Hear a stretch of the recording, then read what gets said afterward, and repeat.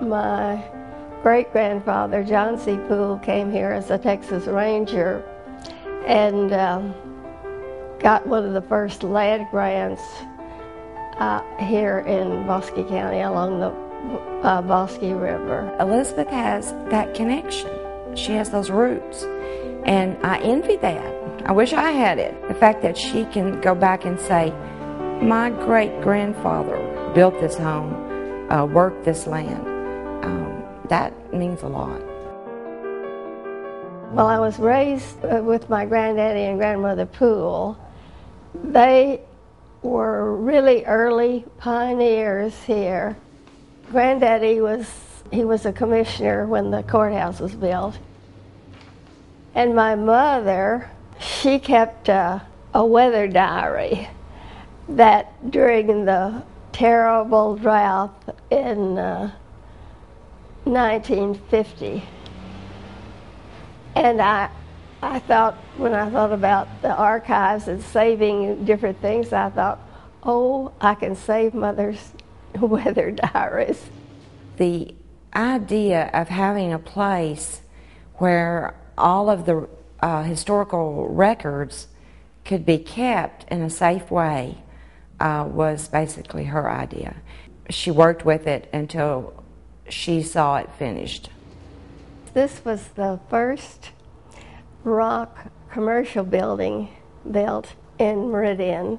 It was owned by Dr. J.J. Lumpkin. This building came up for sale, and we had the money that we had made from our sale of Bosque County land and people. We kept on raising money and getting grants until we finally reached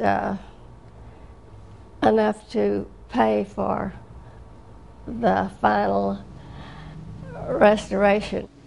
Elizabeth has been a hero of mine for several years, for as long as I've known her. She has more energy than anyone that I know, and I've watched her through the years and all of her accomplishments, and I'm just awe-inspired. I just feel that I have tried to really bring out all of the people of Bosque County, and I have tried to bring out people that I think have been left out of the history that I think should have been honored. And I feel that it's been a labor of love, and I've really, really enjoyed it.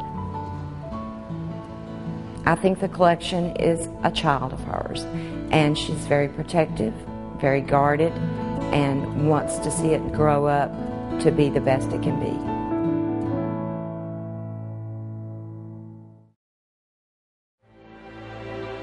At the time, it was generally thought women's role in archaeology would be in the lab classifying pottery or something like that, but certainly not in the field.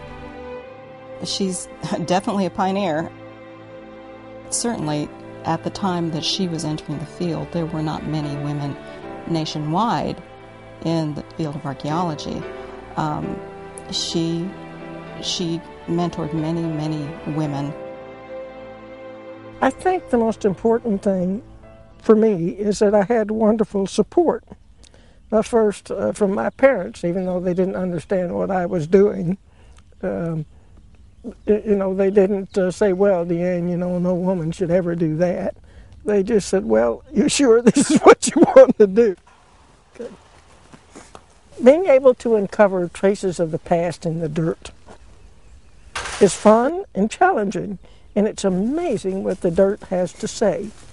But this is the Archaeological Conservancy marker, and we named it after my parents. I do think it's terribly important in any career to hold high standards of ethics and responsibility. And I hope if that's one thing I have left students. Deanne deserves the Curtis Tunnel Lifetime Achievement Award for many, many reasons, including her seminal work in Texas archaeology, her mentoring of numerous students, both graduate and undergraduate, and her contributions to systematic reference collections in this state. The overall organization of collections and the archives here are exactly what she set up to facilitate research. Maybe I was a nudger. You know, I gave a little push, and then a lot of people got behind, and it's the total push that counted. This is such a good facility, so easy to use for people, and so commonly used, not only by the University of Texas students and faculty, but by many people from other facilities all around the country and world. Archaeology is the only way in which we can project very far in the past, the human past. Think how impoverished, or even more how intellectually ignorant we would be if we didn't know about the early peopling of the New World.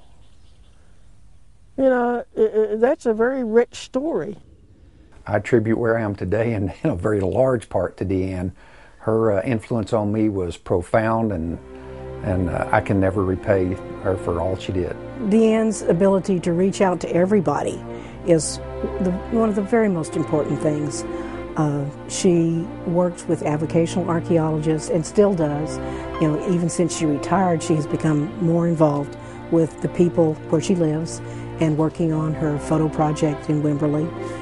She has had an effect on so many current archaeologists, you know, her students who are now professionals in their own right. And this is true, you know, it's across the country. And I think that we all owe her a load of thanks for being there for us all. And I think of her kind of as a pebble in the pond, and the ripples are still reverberating, you know, with all the work that she has done and the people that she touched.